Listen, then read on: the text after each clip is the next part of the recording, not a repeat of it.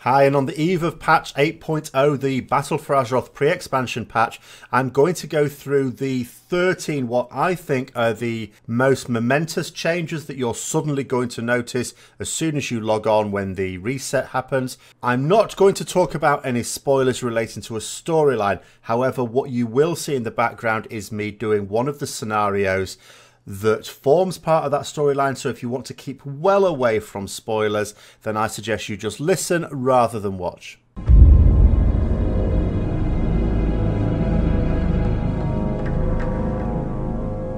So number one, we're looting our artifact and relic traits. We knew this was happening, so any of the abilities that you got from these are going to disappear. Some of them may be reincarnated as talents or baseline abilities, but effectively they're disappearing.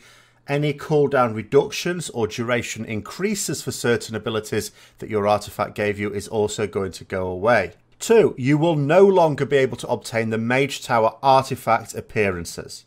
The others, however, will remain obtainable.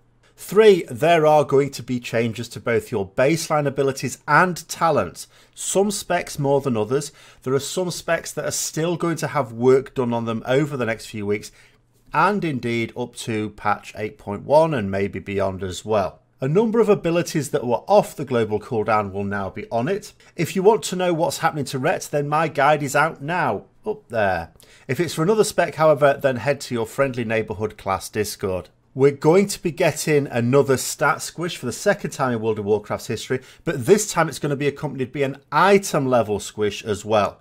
So get ready for your DPS numbers going down to a few thousand rather than the 2 million, and your item level will appear to be significantly reduced as well. 5, tank threat has been reduced. Again, I've already covered this on the channel already, but tanks are going to be generating significantly less threat. It should still be okay, but you may notice some difficulties if you are with a very under-geared tank or a tank who is not very experienced. Now, for all you legions of Blood Elves out there, Arcane Torrent is being changed in a fairly significant way. 1, it will no longer interrupt. The utility effect will mean that it removes debuffs from enemies in range. It does still generate resources as normal, however it is on the global cooldown. Whether this remains is hard to say. Blizzard did say that all racials will be put off the global cooldown. However, although many racials are on the PTR and on the beta, Arcane Torrent remains stubbornly on the global cooldown, and Blizzard so far have refused to answer questions about whether this is intended. 7, there are changes to the way abilities scale with weapon damage. I produced a video about this some time ago, but I have another in the pot for later this week, so stay subscribed to check that out. Number 8, a biggie, an absolute biggie, and that is War Mode.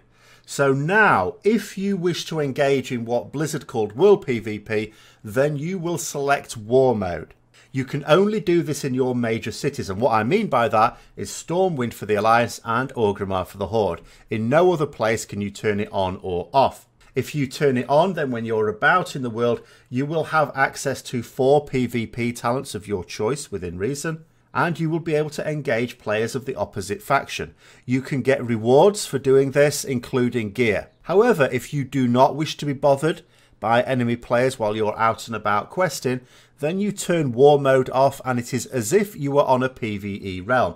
Remember, now RP realms a little bit funny, but generally speaking there's no such thing as PvE or PvP realms. There is only your choice as whether you want War Mode on or War Mode off. 9, there are no longer any loot options for any content. What we knew as personal loot is the only system that's going to be in-game. 10, the communities tab is going live and the guild interface will fall into it. Personally, I don't think the interface is quite as good as the guild interface was, but there we go. But the communities idea will allow you to find groups. Maybe you're in a guild for raiding, but perhaps they don't do a lot of Mythic Plus. So maybe you want to get into a sort of guild for doing Mythic Plus dungeons. Well, you could join a community that does just that. Maybe there's other things you like to do as well that again isn't really covered in your guild, so maybe you join a community where they're interested in doing that as well. So it effectively allows you to join multiple groups of common interest, which is traditionally what we'd have used guilds for, but it allows you to join several of them. Guild still will be relevant, however, and you will still get the bonuses associated with the guild. 11. First aid will be gone, but the useful items from that profession will live on in alchemy and tailoring. 12. Orcs get to stand upright and blood elves can have golden eyes. Is that a James Bond reference? But either way, if you wish to re-customise your characters, you will be able to do that. And 13. The storyline which leads to all-out war between the Alliance and the Horde will unfold, and you get a shiny new mount out of it. There will be a series of scenarios and quest lines that you can take part in, which will unfold slowly as we go from the pre-patch launch to the Battle for Azeroth expansion launch in mid-August. So there we are. Hopefully that keeps you up to date with the most significant changes. There are a few other things coming with it as well that you may or may not notice. Hope you enjoyed the video. If you did, don't forget to like, comment, subscribe and share for further content. Have a great time in the BFA pre-patch, and until next time, I'll see you later.